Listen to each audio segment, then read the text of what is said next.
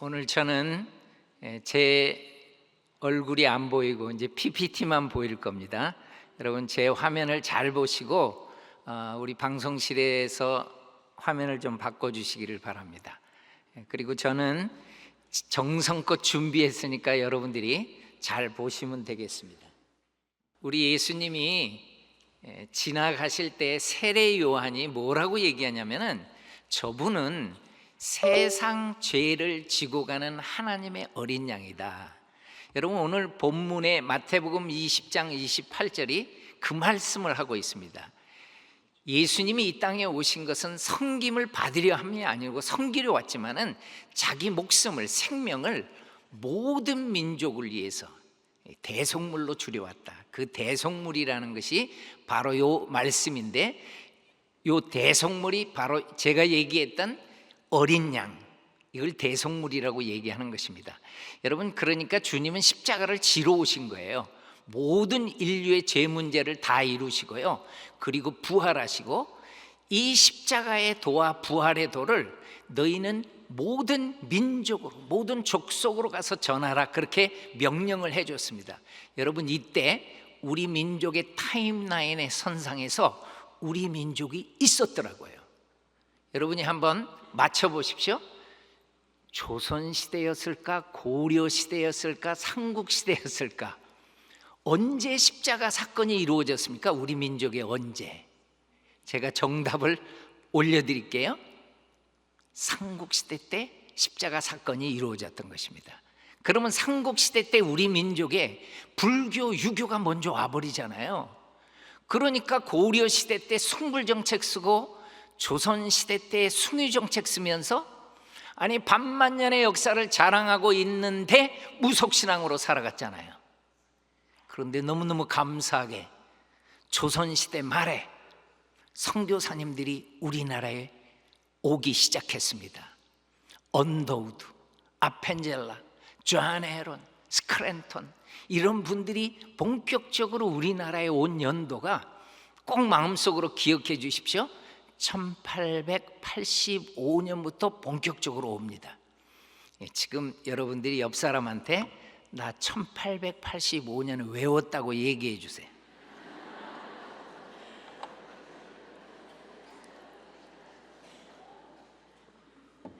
제가 안 시킬 것 같죠? 시킵니다. 특별히 찬양팀들 조심하십시오. 1885년도부터 선교사님이 본격적으로 왔는데 옌타이가 한국 선교의 뿌리가 있어요. 저는 중국 산동반도 옌타이에 왜 갔냐면은 우리 민족 선교의 뿌리가 여기에 있어요. 그래서 제가 찾아가서 찍은 사진입니다. 그 옌타이에 갔더니 뭐라고 적혀 있냐면은 우리 항구가 1861년도에 문을 열어가지고 17개의 영사관들이 와서 있었다.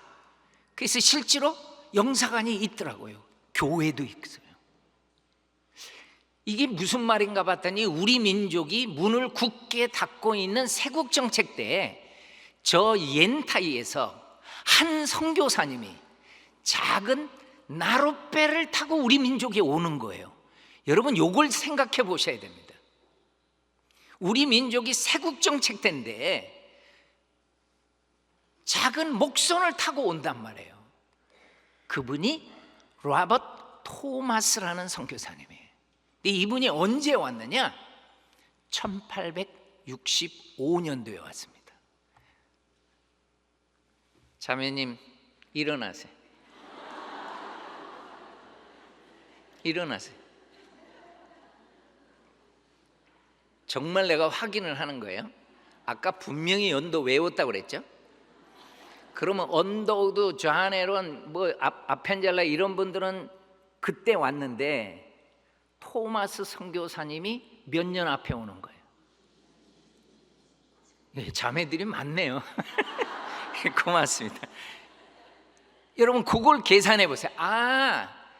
선교사님들이 문이 열린 다음에 본격적으로 온 연도가 1885년이라면은 20년 전에 문이 닫혔을 때도 오는구나. 그걸 보셔야 돼요. 여러분, 목숨 걸고 오는 것입니다. 그러니까 이분이 서울 쪽으로 올려다가 여의치 않아 가지고 다시 중국 땅에 건너가서 더 조선말을 잘 준비해 가지고 그 이듬해 66년도에 저분이 평양 대동강에 왔습니다. 그런데 우리 민족이 이 선교사님을 죽여버리고 말았습니다. 이 선교사님은 우리 민족에서 순교당했어요. 제가 이분을 파송했던 영국 웨일즈의 한호복 교회를 가봤더니 이 작은 교회인데 벽면에다가 우리 선교사님이 27회 코리아에 갔는데 코리아 민족이 그 백성들이 우리 목사님을 선교사님을 죽였다는 내용이에요. 그리고 무슨 내용이 나오는가 봤더니 우리 목사님의 둘째 아들이라고 적혀 있어요. 그러니까 웨일즈 한호복 교회, 이 교회 담임 목사님의 둘째 아들이 우리나라에서 목숨을 잃은 거예요. 저는 아버지의 묘를 찾았습니다. 그리고 자세히 봤습니다. 아버지는 몇 년도에 소천했나 자세히 봤더니 1884년도에 소천했어요. 그러면 아들은 우리나라에서 27에 1866년에 순교했고 그 아들을 가슴에 묻고 아버지는 근 20년을 더 산 거예요. 어머니는 30여 년을 더 살았더라고요. 그러니까 이 교회가 한호복교회 성도들이 하나님, 우리 목사님의 아들을 죽인, 우리 목사님이 순교한 그 민족이 꼭 하나님 믿는 민족 되기를 원한다고 간절히 눈물의 기도를 쌓아놓습니다. 여러분, 이 기도의 응답을 받아요. 우리 민족이 어떻게 받나 봤더니 존 로스라는 선교사님이 중국 땅에 왔다가 토마스 선교사님의 순교 소식을 알았거든요. 이분은 배로 안 오고 육로로 옵니다. 저 중국 땅으로 해가지고 우리나라에 오는데 어디까지 올 수 있었느냐? 당시에 우리나라 사람하고 중국 사람하고 무역을 하는 코리아 게이트가 있었어요. 고려문이라고. 여기에서 우리 민족을 만날 수가 있었습니다. 그리고 우리 민족을 만나서 그분들에게 복음을 전하고 그분들에게 세례를 주고, 이분이 생각한 게 뭐냐면은 내가 문이 열린 다음에 코리아에 가장 필요한 거는 성경이다.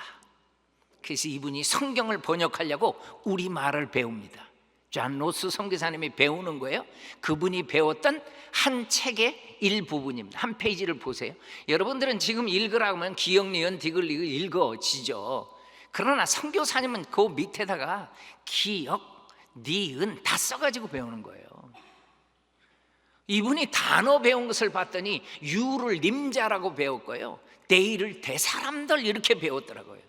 왜 그런가 봤더니, 왜 이렇게 배우셨나 봤더니 이분들에게 언어를 가르쳐 주신 분들이 모두 평안도 분들이었어요.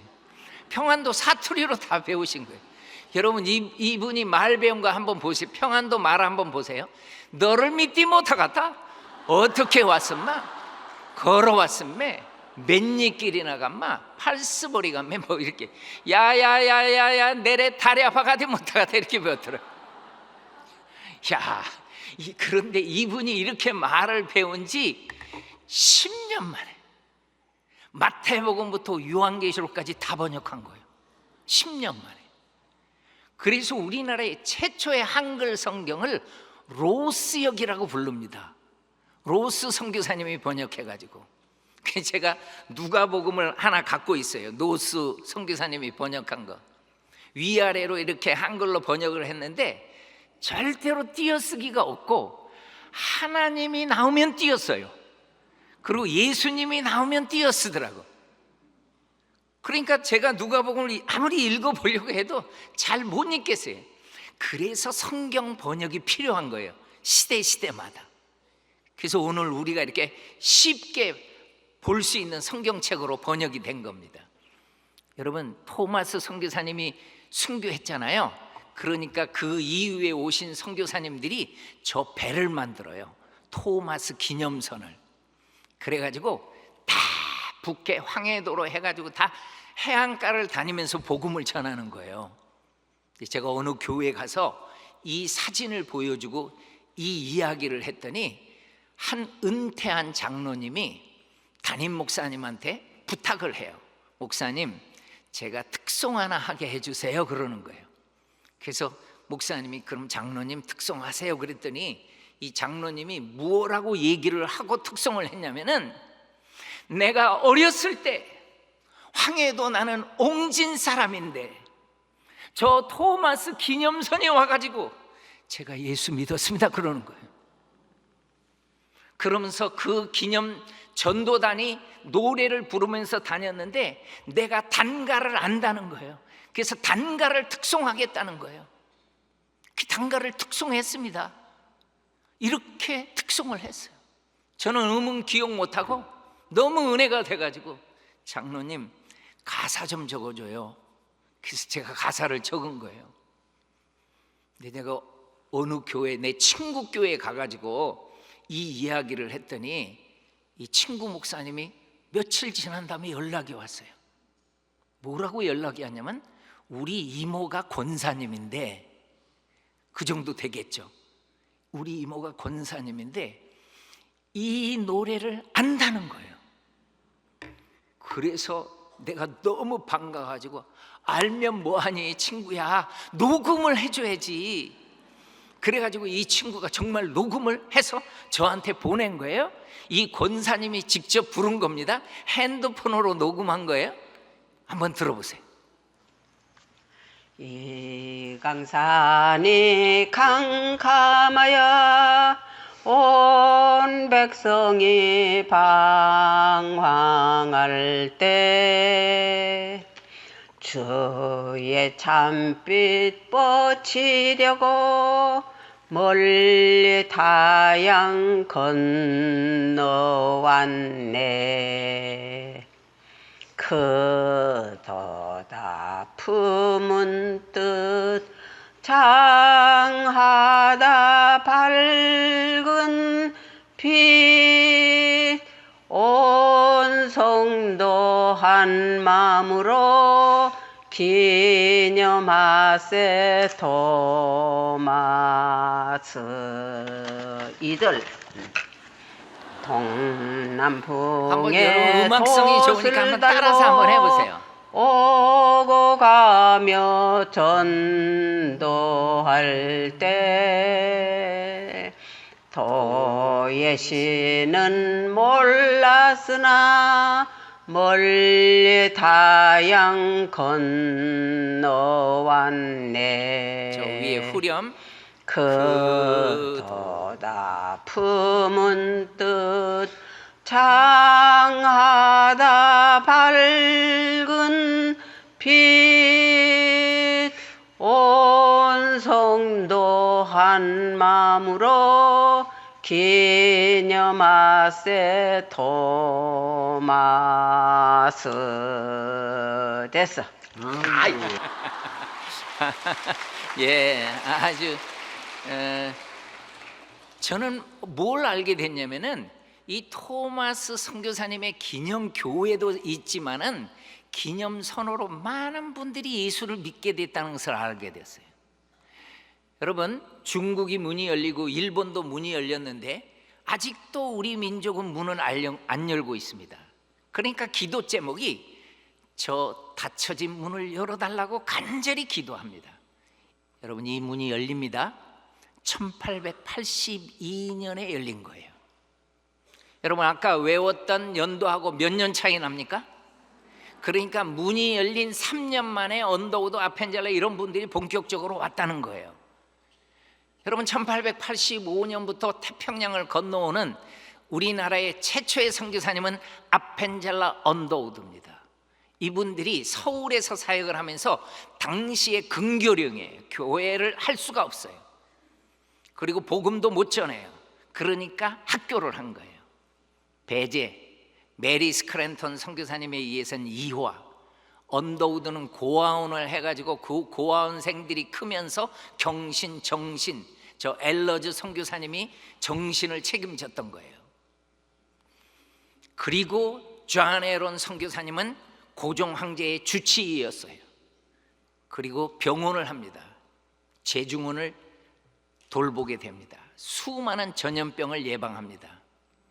너무너무 안타까운 것은 이분이 오신 지 5년 만에, 그러니까 1885년에 오셨는데 1890년도에 많은 사람들을 치료하다가 과로해가지고 이분도 병으로 쓰러지고 말아요. 그래서 선교사님이 고종 황제를 찾아가가지고 선교사님들이 찾아가서 고종 황제의 주치의 된 우리 존 에론 선교사님이 목숨을 잃었습니다. 이분을 묻을 수 있는 땅을 달라고 그래요. 여러분, 성 안에는 왕도 못 묻혀요. 다 성 밖에 묻히는 거예요. 그래서 이 선교사님을 묻을 수 있는 땅을 달래니까 성에서 10리 떨어진 지금의 합정동에 양화진 땅을 준 거예요. 그래서 저 선교사님이 묻히는 거예요. 저 한강이 밑에 흐르고 있습니다. 그 이후에 수많은 분들이 이 양화진에 선교사님 묘지가 생기게 됐던 거예요. 여러분, 언더우드는 존 헤론하고 나이도 같았고 미국 북장로교 소속이었어요. 사랑하는 친구가 의사가 필요한데 의사가 목숨을 잃어버리니까 안식년에 찾아가서 내 친구 대신에 의사가 필요합니다. 그때 이 정보를 듣고 반응한 분이 에비슨이라는 분이에요. 근데 이분이 병원에 와서 토론토 의대 교수였고 아주 실력이 있었던 의사였는데 시설이 안 돼 있으니까 많은 사람을 살릴 수가 없는 거예요. 그래서 이분도 안식년에 찾아가서 우리 코리아에 큰 병원 하나 세워져야 됩니다. 그 정보에 반응했던 분이 세브란스입니다. 여러분, 이분이 엄청난 기금을 도와줘가지고요, 여러분 저 뒤에 보이는 게 남산이고요, 제가 원을 동그랗게 해준 게 명동성당이고요, 지금 서울역 앞에 보이는 저 건물이 다 세브란스 병원입니다. 엄청난 건물이 세워집니다. 저기에 이런 건물을 하나 지으려면 정말 많은 기금이 필요한 거예요. 저는 아프리카에서 사역하면서 교실 하나 짓는 것도 너무 힘들더라고요. 정말 엄청난 기금이 우리나라에 선교원금으로 와가지고 병원 사역을 하고, 에비슨 선교사님이 정말 잘한 거는 우리나라 사람들을 의사로 만들기 시작했습니다. 그래서 세브란스 의대가 시작됐던 거예요. 특별히 외과를 집중적으로 훈련을 시켜가지고 1908년도에 7명의 의사가 배출됩니다. 당시에 맹장 걸리면 죽습니다. 그런데 선교사님들이 우리나라 청년들을 훈련시켜가지고 맹장 수술을 할 수 있도록 아주 실력을 키워줍니다.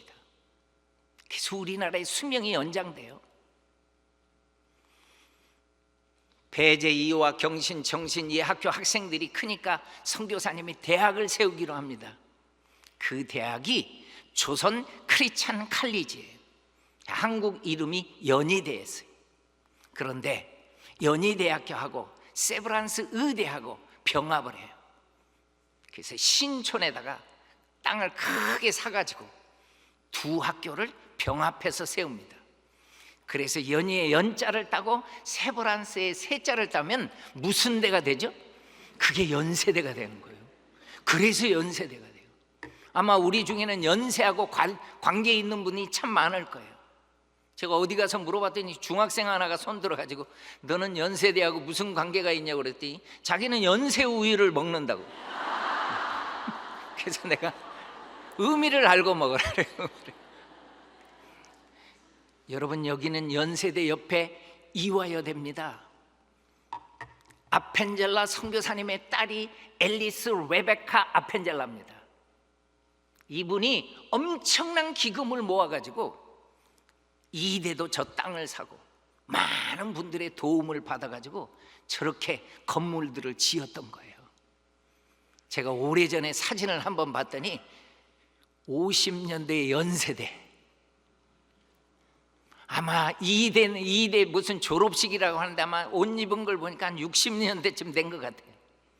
그러니까 이대나 연대나 학생들이 오고 집이 먼 사람은 자취도 해야 되고 하니까 신촌이라는 뉴타운이 생기게 돼요.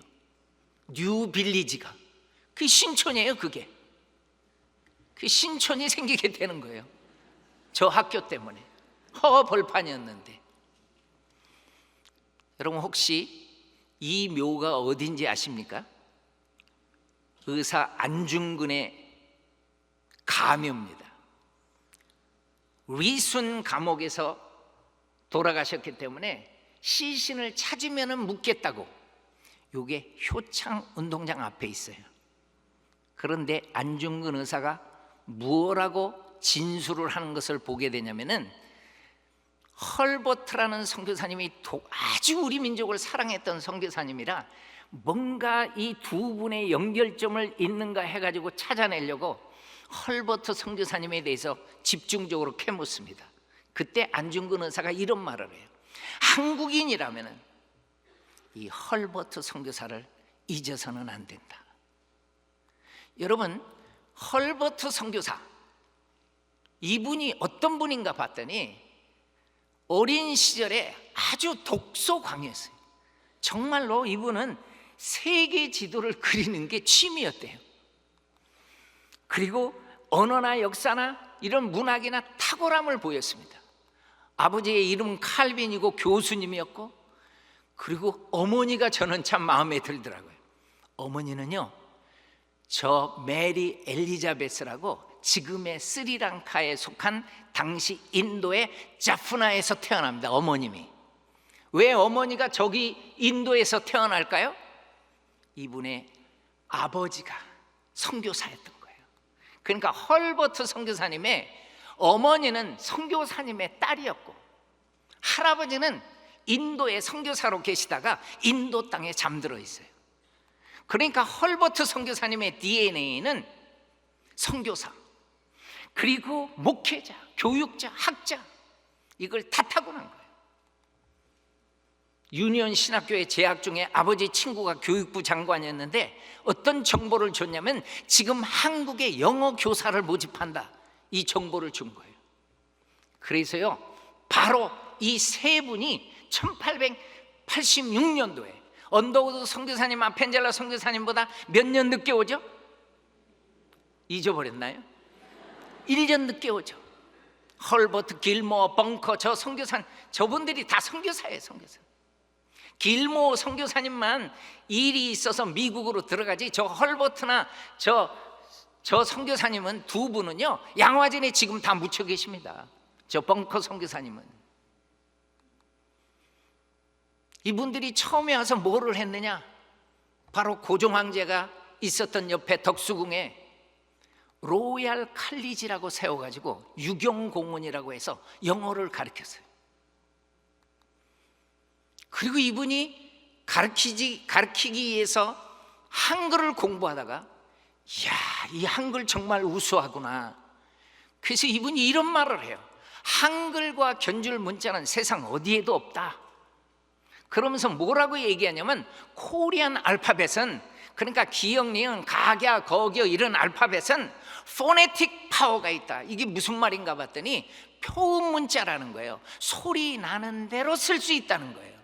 실제로 여러분, 찌아찌아족, 인도네시아 찌아찌아족이 우리 한글을 받아가지고 그대로 자기네들이 씁니다. 뭐 마, 사빵감, 뭐 우린 잘 모르겠죠. 뭐 잘랑, 콤프렉스, 밴디디깐 여러분 잘 모르잖아요. 이분들은 들리는 대로 다 한글이 써지는 거예요. 제가 아프리카에서 만딩고 말을 배웠습니다. 뭐 영어로 굳이 뭐 받아쓸 필요 없어요.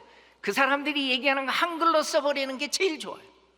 우리나라가 너무너무 좋은 언어예요. 그러니까 만딩고 사람들이요, 외국 사람들, 서양 사람들의 만딩고 발음을 굉장히 힘들어해요. 근데 우리 한국 분들이 만딩고 발음하면 너무 좋아요. 그게 한글 때문에 그래요. 우리는 들리는 대로 다 쓸 수가 있으니까. 꼬꼬대, 깨깨, 꿀꿀 이런 거 다 씁니다, 우리는. 여러분, 이분이 사대부와 모든 백성이 알아야 될 지식이라 해가지고 3인 필지를 씁니다. 이거를요 한글로 써버려요. 한글로.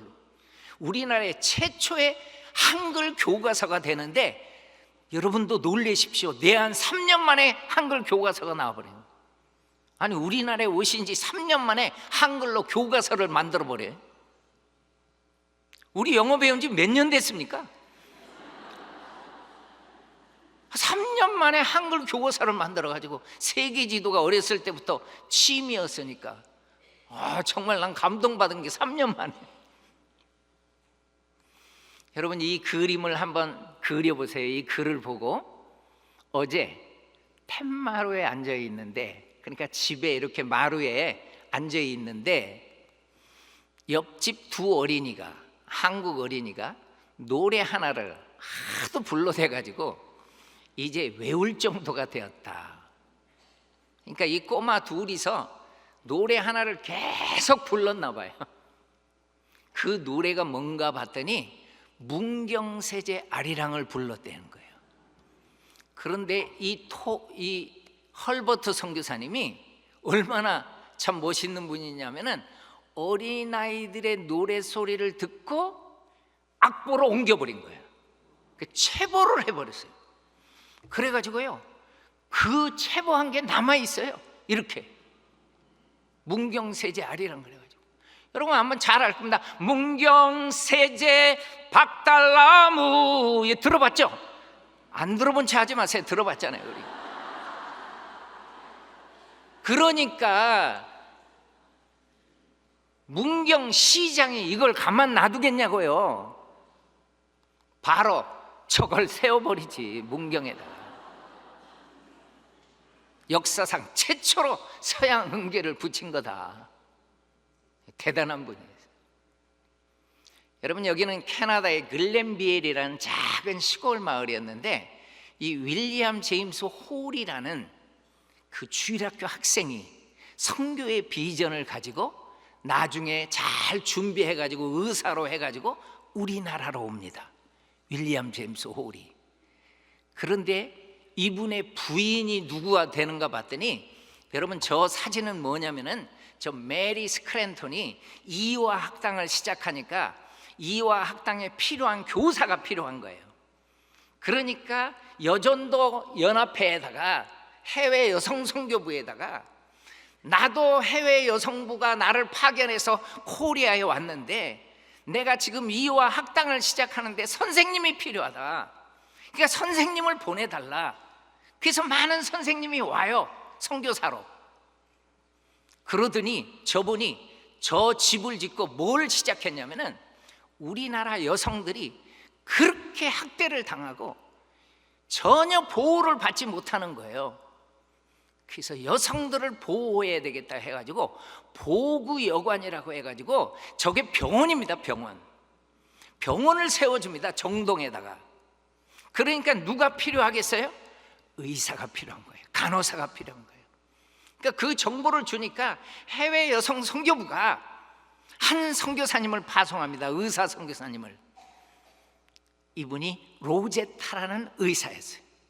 이분이 여기 와서 사역을 합니다. 그러니까 이 로제타의 열매가 저 보구여관이 저 병원이 정동에서 동대문으로 왔다가 지금 이화여대 부속병원이 된 거예요. 그게 시작이 여기서부터예요. 여러분 한번 보십시오. 윌리엄 제임스 홀하고 로제타가 결혼을 합니다. 서울에서 결혼을 합니다. 그리고 아이가 서울에서 태어납니다. 그러더니 이분들이 평양 개척 선교사로 갑니다. 그리고 그때 아이도 같이 데리고 갔습니다. 그런데 요 평양에 청일전쟁이 일어나요. 그러니까 얼른 부인과 아들을 내려다 놓고 이분이 평양에서 시작하는 게 집 없는 아이들을 데려다가 학교를 시작합니다. 이게 광성이라는 학교예요. 그리고 청일전쟁 때 수많은 사람들을 치료하다가 윌리엄 제임스 홀 굉장히 건강한 분이었는데 너무 무리하셔가지고 이분이 서울에서 일본군 폐잔병 배에 실려가지고 자기 부인의 품속에서 목숨을 잃고 맙니다. 그래서 양화진에 두 번째로 묻습니다. 처음에는 존 헤런 의사가 묻히고, 그리고 윌리엄 제임스 홀이 두 번째에 묻힙니다. 로제타 선교사님은 아들이 1살 아장아장 걸었고, 당시에 임신한 아이가 있어서 미국에 건너가서 딸을 낳습니다. 그 딸을 낳고 딸이 어느 정도 성장한 다음에 난생 처음으로 시댁 교회를 가보는 거예요. 결혼도 서울에서 했지, 아들도 서울에서 낳지, 딸은 미국에서 낳지. 그러니까 카나다의 저 시댁을 난생 처음 가본 거예요. 그런데 이 교회 갔을 때 이분들이 위로회를 해주는데, 저도 책을 보면서 알게 되었는데요, 위로회 글이 써져 있어요. 이 글렌빌 교회 성도들이 이렇게 글을 썼어요. 위로회를 이렇게 했더라고요. 우리는 코리아가 어딘지도 몰랐습니다. 그런데 우리 교회에서 주일학교 때부터 자라난 윌리엄 제임스 홀이 코리아의 선교사로 가면서 우리는 코리아를 알게 됐고, 선교사님이 기도해 달라면 기도해 줬고, 헌금해 달라면 헌금해 줬고, 비록 우리는 가난한 교회였지만 최선을 다해서 우리 모교회 선교사님을 도왔는데, 우리 모교회 선교사님은 하늘나라로 갔지만은 로제타 선교사님, 우리는 로제타 선교사님의 일생을 다 책임질게요. 그러더니 이 교회 위로에 어떤 글이 나오냐면, 당신의 아들 셔우도 홀, 당신의 딸 이디스, 이 아이들도 우리가 끝까지 책임지겠습니다. 여러분, 로제타 선교사님은 저 교회 방문했다가요, 자기는 아들 딸 데리고 의사니까 미국에서 개업해가지고 애들 잘 교육시키려고 생각을 했는데, 이 교회 방문했다가요 마음이 바뀌어요. 하나님, 우리 남편을 그토록 사랑했던 이 성도들, 그렇게 위에서 기도해 줬던 이 성도들, 하나님, 나는 내 남편의 뒤를 이어서 한국에 갑니다. 그리고 아들 딸을 데리고요 저분이 왔어요. 저 아이들이 컸을 때 사진입니다. 저 이디스 딸, 그리고 아들, 그리고 남편의 이름으로 기홀병원을 평양에다 세우고요, 호를 기념하는 병원이 기홀병원이에요. 여러분, 전주에 가면 기전이라는 학교가 있어요. 그건 정킨 선교사님을 기념한다는 뜻입니다. 근데 이 이디스, 사랑하는 딸 이디스, 어머니는 이 이디스를 의사로 만들고 싶어 했어요. 왜냐하면 자기가 환자를 수술할 때 피가 튀면은 셔우돌 아들은 움찔했대요. 그런데 이디스는 의자를 가지고 와가지고 그 의자 위에 올라서서 자기의 이마에 묻은 피를 닦아주고 그랬대요. 야, 우리 딸을 의사 만들어야 되겠다. 그리고 정말 사랑했던 딸이었는데, 이 딸이 평양에서 풍토병을 이겨내지 못하는 거예요.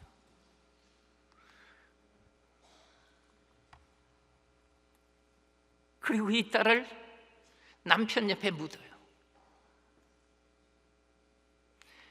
그리고 이분이 얼마나 힘들었는지 제가 일기를 보면서 너무너무 힘들어가지고, 때로는 일기가 아니라 독백식으로 이디스야 이디스야 하면서 독백식으로 때로는 쓸 때가 있고요.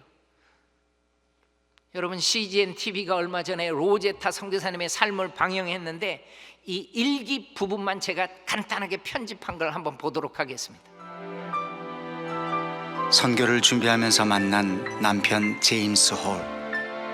그는 신실하고 헌신적인 하나님의 자녀로 열심을 다한 선교사였습니다. 1892년 서울에서 결혼을 한 후 제임스는 곧바로 평양 선교 책임자가 되어 의료 선교를 펼칩니다. 그때 첫 아이 셔우드는 6개월 갓난쟁이였죠. His father was involved with pioneer mission work, medical mission work, and the Sino-Japanese War took place during his lifetime, and he developed typhus after going up to Pyongyang and assisting the wounded up there, and he contracted typhus fever and came back to. 청일 전쟁의 분수령이었던 평양 전투. 제임스 홀은 자신의 몸을 돌볼 틈도 없이 부상당한 환자들을 치료하며 복음을 전했습니다. 그의 마지막 죽음의 순간도 로제타의 일기 속에 남아 있습니다. 남편의 눈은 슬픈 듯 나를 바라보았고 띄엄띄엄 사랑한다고 말해주었다. 마지막으로 애써 나에게 하려던 말은 내가 평양에 간 것을 원망하지 말라는 것이었다. 제임스는 말했다. 나는 주님을 위해 기꺼이 평양에 갔고 그분께서 그 뜻을 다 헤아려 주실 거라고. 혹시 울음소리가 들릴까 싶어 안간힘을 쓰며 울음을 참아야 했다. 그러나 아무리 애를 써도 베개는 눈물로 젖었고 한 번도 하지 않았던 애원의 기도가 터져 나왔다. 사랑하는 남편을 데려가지 말라고.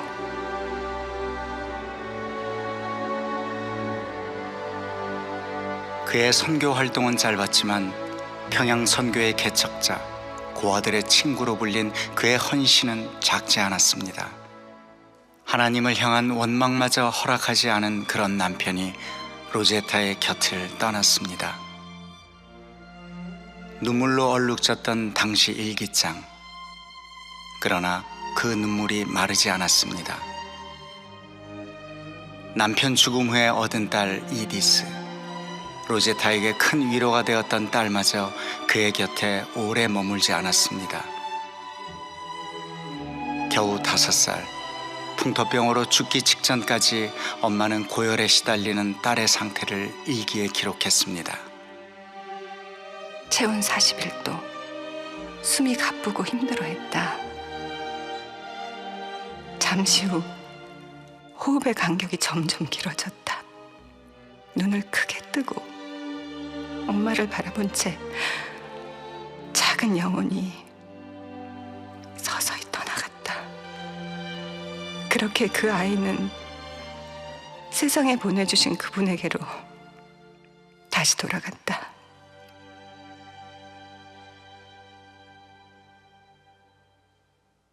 The early women missionaries.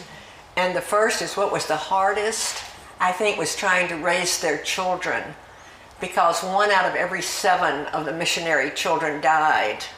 And in Korea, I think it was about 1 in every 2 children died in those years before antibiotics. And some women lost all of their children because they had dysentery and typhus and typhoid and encephalitis and horrible, and the Korean children too.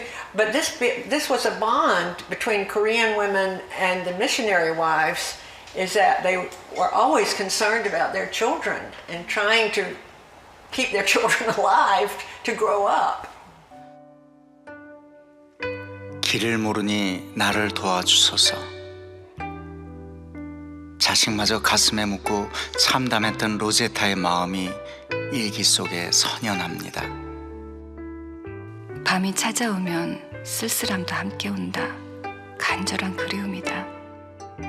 제잘되던 어린 아이의 입맞춤과 작은 손이 없어진 지금, 그 아이가 없는 삶은 너무도 힘겹다. 그러나 우리가 이해하지 못하는 다른 이유로 하나님께서는 그 아이를 데려가셨으리라. 저는 선교사님들의 삶을 연구하다가 선교사님들이 가장 힘들어하는 게 자녀들의 죽음이었어요. 여러분, 로제타 선교사님은 남편을 잃고 딸을 잃고 아들 하나만을 데리고 하나님 끝까지 저와 셔우돌은 이 땅을 섬기게 해주세요 기도합니다. 하나님은 이 기도를 들어주신 거예요. 남편의 죽음으로 기올병원이 생기고 이디스 딸이 죽으니까 아동병원을 세우고요. 그리고 아까 얘기했던 서울 2대 부속병원도 이분이 기초한 것입니다. 그리고 인천의 기독병원 간호대학도 로제타 선교사님의 산물입니다. 여성들을 위한 특별히 의료 전문대학을 세웠는데 이 대학을 고려대 의대가 인수인계합니다. 이분은 특별히 특수교육을 많이 합니다. 맹인들을 위한 점자도 만들어주기도 합니다. 정말 많은 일을 하고 가십니다. 그리고 자기의 삶을 다 드리고 나서 자기도 바로 요 딸 곁에, 남편 곁에 묻히고 맙니다. 오랫동안 사셨어요. 셔우도 홀입니다. 정말 멋지게 컸습니다. 우리나라에서 태어나서 거의 우리나라에서 자라납니다. 한국말을 유창하게 합니다. 이 사진을 한번 보십시오. 미국에서 찍은 건데요, 저 뒤에 한국 부부가 있습니다. 그런데 저 여자분이 결혼하기 전부터 로제타를 도왔어요. 그래서 로제타 선교사님이 얹청이를 수술하는 걸 봤어요. 우리 영양실조 때문에 얘가 갈라져 많이 나왔거든요. 그러니까 저 김점동이라는 소녀였는데 속으로 기도를 합니다. 하나님, 나도 의사 되고 싶어요. 그래서 로제타 선교사님이 미국으로 초대해가지고 미국에서 유학을 시킵니다. 그래서 남편 박유산 씨하고 오게 해서 미국에서 의대를 졸업시킵니다. 그분이 바로 유명한 박에스더라는 분입니다. 이분이 우리나라에 와서 정말 멋진 사역을 감당을 하는데, 우리나라에 오신 지 10년 만에 박사학위까지 받아왔는데 10년 만에 이분이 우리나라의 결핵으로 목숨을 잃어요. 난 선교사님의 글을 보다가 깜짝 놀란 게, 어떤 글에는 4명 중에 한 사람이 결핵 환자가 걸리면 죽어버렸고 5명 중에 한 사람이 결핵 환자였다. 걸리면 죽었어요. 우리는 국민병이었습니다, 이 결핵이. 그러니까 셔우도울이 10대 때 이 사랑하는 이모가 결핵으로 죽는 것을 보더니 나는 반드시 폐결의 의사가 돼서 올 거야. 나는 요양원도 세워서 정말 이 나라 죽어가는 사람들을 살릴 거야 해가지고 정말 폐결핵 전문 의사가 돼가지고 황해도 해주에다가요 저렇게 요양병원을 세웠습니다. 치료비가 너무 비싸니까 이분이 시작한 게 크리스마스 CD더라고. 이게 우리나라가요 정말 선교사님들의 도움을 많이 받은 것입니다. 이분이 은퇴해서 캐나다 밴쿠버에 있을 때요, 김동열이라는 유학생이 이분의 자서전을 한글로 번역합니다. 눈물로 번역합니다. 이걸 결핵협회 원장님이 본 거예요. 너무 은혜가 돼가지고 나이를 계산해 봤더니 8순이 다 넘으신 거야. 돌아가셨겠다. 그래도 너무 은혜가 돼가지고 끝까지 수소문을 해봤더니 8순이 넘었는데 이 두 내가 건강하게 살아계셨습니다. 그래서 우리나라로 초대합니다. 1984년도에 옵니다. 그래서 아버지가 세운 광성고등학교에 갑니다. 이게 평양에 세워졌던 광성고등학교 사진입니다. 공산화 돼버리니까 이 학교 출신들이 남한에다가 학교를 세웁니다. 여러분, 숭실이나 숭이나 다 평양에 있었던 겁니다. 공산화 돼버려서 남한에다 세운 겁니다. 동자동에서 이렇게 시작을 했다가 지금은 학교를 옮겨가지고 서강대 옆에 저렇게 광성고등학교가 세워져 있습니다. 이 학교에 가면 설립자 아버지의 이 기념비가 있어요. 그러면서 이분이 채플 시간에 이런 얘기를 해요. 저는 여전히 한국을 사랑합니다. 내 아들이 묻혀있는, 이분의 아들도 죽어서 양화진에 잠들어 있어요. 자기 여동생, 아버지, 그리고 자기 하나만을 데리고 끝까지 이민족을 섬겼던 어머니 로제타 선교사님이 있는 곳에 우리를 데려가 달라고 그래서 이 두 내가 그 묘 앞에 서신 거예요. 한없이 우시면서 이분이 이런 유언을 해요. 우리 어머님의 고향 미국에도 묻지 말고요, 아버지의 고향 카나다에도 묻지 말고요, 내가 태어난 곳, 이분 서울에서 태어났어요.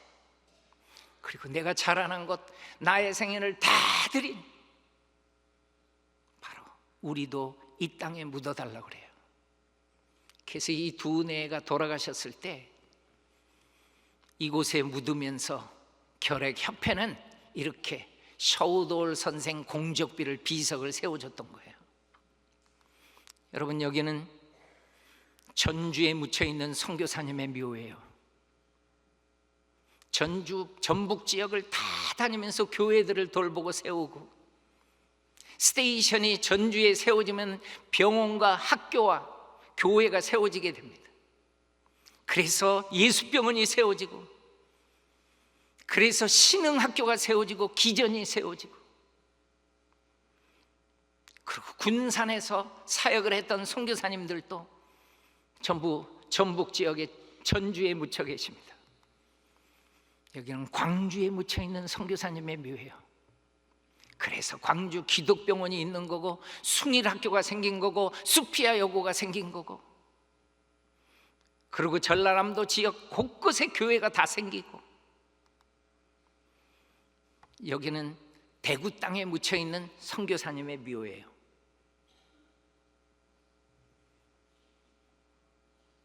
대구에 동산병원이 세워지고, 그래서 선교사님이 개성이라는 남학교를 세우고 신명이라는 여학교를 세워서 이 두 학교 학생들이 크니까 개성의 개자를 따고 신명의 명자를 따고 대학을 세우는 게 계명대학교까지, 사과미인까지 다 선교사님이 사과나무 들여온 거예요. 이곳은 경상북도 안동 땅에 있는 선교사님의 묘예요. 안동의 성소병원이나 경안학교, 남학교, 여학교, 그리고 안동 교회를 비롯해서 그 주위의 모든 교회가 이런 선교사님들의 희생 다음에 생기는 겁니다. 여기는 경상남도 땅에 있는 선교사님의 묘예요. 지금 창원시에 묻혀 계십니다. 저는 이번에 한 300명의 선교사님들이 6월 25일부터 다음 주부터 선교대회가 있는데, 저는 그분들을 데리고 여기를 가요. 부산에서 선교대회가 있기 때문에. 저는 최근에 하나님이 이 일을 시켜요. 코로나로 60명, 70명 선교사님들이 다 돌아가셔서 열악한 환경 속에서 남편을 잃고 부인을 잃고 이분들이 너무너무 힘들어하는 거예요. 근데 제가 의도적으로 그런 분들을 데리고 가요. 그리고 선교사님 묘지 앞에서 설명을 해줘요. 이 선교사님도 똑같이 자녀를 잃고 가정에 남편을 잃고 부인을 잃고, 그러나 끝까지 우리 민족을 섬긴 분들이다. 그러니까 그분들이 힘을 얻더라고요. 그리고 다시 선교지로 가시더라고요. 여러분, 이 묘는요, 충청북도 땅을 섬겼던 선교사님들의 묘입니다. 청주에 있습니다. 이 묘는요, 충청남도 땅을 섬겼던 선교사님의 묘입니다. 공주 땅에 있습니다. 제일 먼저 이 땅에 묻힌 선교사님이 로버트 샤프라는 선교사님인데, 얼마나 안타까운지 부인하고 같이, 부인이 이화 학교에 교사로 왔어요. 메리 스크랜턴 선교사님이 선교사를 모집하니까 그때 온 거예요. 그리고 이화 학교에서 결혼식을 하고 충청남도 땅을 섬기려고 공주에 갔는데 신혼 때 목숨을 잃은 거예요. 근데 여러분, 이분의 부인이 앨리스 샤프라는 이 선교사님이 자기 생애를 충청남도 땅에 다 드립니다. 곳곳을 다닙니다. 강경을 가고 보령을 가고 뭐 천안 쪽으로 해가지고 지령리라는 마을을 갔는데 한 소녀가 너무 똑똑해서 공주로 데려다가 영명학교에서 공부를 시킵니다. 너무너무 똑똑하니까 양딸로 삼아가지고 이화학교로 보냅니다. 여러분, 그 소녀가 유관순입니다.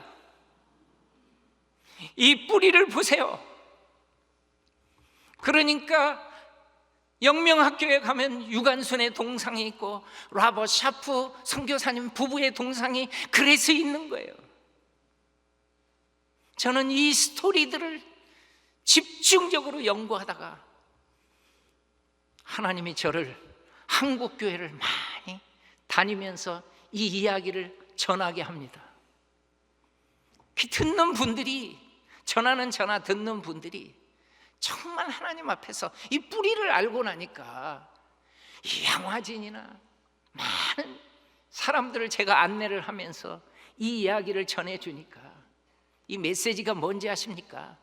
너희 민족 그래 1600년 동안 불교로 우상 숭배하며 살았잖아. 조선시대 때 숭의정책 쓰는 바람에 집집마다 제사하면서, 아니 반만 년 동안 푸닥거리하고 점쟁이 찾아다니고 사망의 땅 그늘에 앉은 백성으로 살 때 내가 얼마 전에 너희 민족에게 선교사님 보내줬잖아. 제가 너무너무 고마운 게 뭐냐면은 역사는 짧지만은 140년뿐이 안 됐지만은 내 시대는 기회가 있구나. 선교사님이 온 다음에 나는 태어난 거구나. 난 이게 너무너무 감사한 거예요. 제가 부산에 집회를 갔는데 장로님이 저를 부산역에 마중을 나왔어요. 제가 가면서 물어봤어요. 저랑 나이 또래가 비슷한데 장로님은 언제부터 예수님을 믿었나요? 그랬더니 이분이 자기가 4대째래요. 자기 아들은 5대고 손자는 6대고 이렇게 되는데, 그럼 굉장히 초창기에 믿은 건데 어떻게 해서 믿었는지 그 스토리를 얘기해 주는데, 자기 4대손 할머니가요 시집을 진주로 갔답니다. 진주. 근데 시집간 집이 맨날 제사를 드려요. 맨날. 그러니까 이분은 누가 누군지도 모르고 음식만 차리는 거예요. 제사에 학을 띄고 있었어요. 근데 어떤 분이 지나가면서 뭐라고 하면서 지나갔냐면, 예수 믿는 것들은 제사도 안 드린대 하고 지나간 거예요. 이분이 그게 복음이 된 거예요.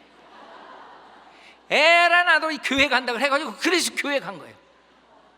나는 그분의 후손 중에 내가 아는 목사님도 있고요, 장로님도 있고요, 아주 훌륭한 가문이 된 거예요. 내가 여러분한테 질문합니다.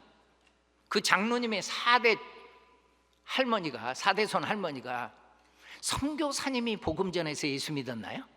아니죠. 그러면 예수 믿는 사람이 복음 전한 건가요? 그것도 아니죠. 비아냥거리는 사람, 제사도 안 드린대 하고 지나간 그 사람.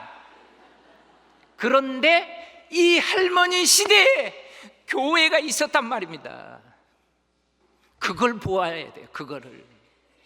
그게 기회예요. 기회. 우리 민족은 기회가 있는 시대에 지금 살아가는 거예요. 저와 여러분들은. 그럼 한번 제가 역질문 한번 해볼까요? 단 한 번도 복음을 못 듣고 죽어가는 그 민족에 대해서 과연 우리 한국 성도들이 어떤 관심이 있을까요? 놀라운 거예요. 저는 놀란 거예요. 제가 뭐에 놀랐냐면은, 우리는 하나님의 통치를 지금 이렇게 받고, 그리고 선교사님의 땀과 눈물의 피로 말미암아 100년 만에 저 여의도 광장에서 엄청난 100주년 선교대회 하잖아요. 아마 우리 중에는 참석하신 분들이 많이 있을 것입니다. 우리는 기회를 받아가지고 하나님의 통치를 받고 간증을 만들어내면서 살아가고 있는 거예요. 누구 때문에 그런지 아십니까, 여러분? 제가 결론적으로 얘기 드릴게요. 우리 민족, 저와 여러분들이 예수 믿은 거는요, 소수의 그리스도인들 때문에 예수 믿은 거예요. 제가 너무너무 감사한 게 뭐냐면은, 선교사님들의 전기를 읽었을 때 뭐라고 나오냐면은, 그렇게 신앙생활 잘하는 부모님들이 엄마, 아버지, 내가 코리아에 한국에 선교사로 갑니다 그랬거든요. 그런데 신앙생활을 그렇게 잘하는 분들이 이 아들이 한국에 가면은 엄청난 역사를 이룰 텐데, 여러분 놀라운 사실은 반대하는 거예요. 부모님이 반대를 해요. 나는 한국 교회에서도 엄청난 이걸 본 거예요. 우리는 분명히 복음의 빚진 민족인데 단 한 번도 복음을 못 들어본 그 영혼들을 위해서, 여러분 제가 세 가지 딱 결론을 얘기합니다. 우리가 선교사적인 삶을 사는 사람들은 기도의 영역이 넓혀집니다. 그리고 헌금의 영역이 넓혀집니다. 그리고 삶의 영역도 넓혀집니다. 우리는 이런 분들 때문에 예수 믿었고, 또 다른 민족은 이런 그리스도인들, 그런 그리스도인들 때문에, 저렇게 반응하는 세 가지 반응하는 그리스도인들 때문에 또 다른 민족도 하나님 앞에 돌아올 줄로 믿습니다. 기도하겠습니다. 하나님 감사합니다. 하나님 정말 우리 권사의 수련회를 통해서, 6월 원례를 통해서 하나님의 마음을 알 수 있는 귀한 시간 주심을 감사합니다. 여기에 있는 모든 분들이 하나님의 통치를 받고 있음에 감사를 드립니다. 너무너무 귀한 간증들을 가정에서 쓰고 있음에 감사를 드립니다. 곳곳에서 이분들의 삶을 통해서 놀라운 하나님의 역사들을 일으켜 주심을 감사합니다. 이제 우리 모두가 하나님 앞에 하나님의 가슴을 시원케 하며 살아갈 수 있는 우리 모두가 될 수 있도록 축복하여 주시옵소서. 이제는 우리 주 예수 그리스도의 은혜와 하나님 아버지의 무한하신 사랑과 성령님의 감동, 감화, 교통 역사하심이 지금도 지구촌에 흩어져, 전 지구촌에 흩어져 생명의 복음을 전하는 우리 선교사님들의 심령과 사역이기에 그 일에 함께 동참하여 주님의 가슴을 시원케 하기를 원하는 이 자리에 있는 소망교회 권사의 모든 회원들의 가정과 사업장에, 이 교회에 지금부터 영원토록 함께 하기를 간절히 축원하옵나이다. 아멘.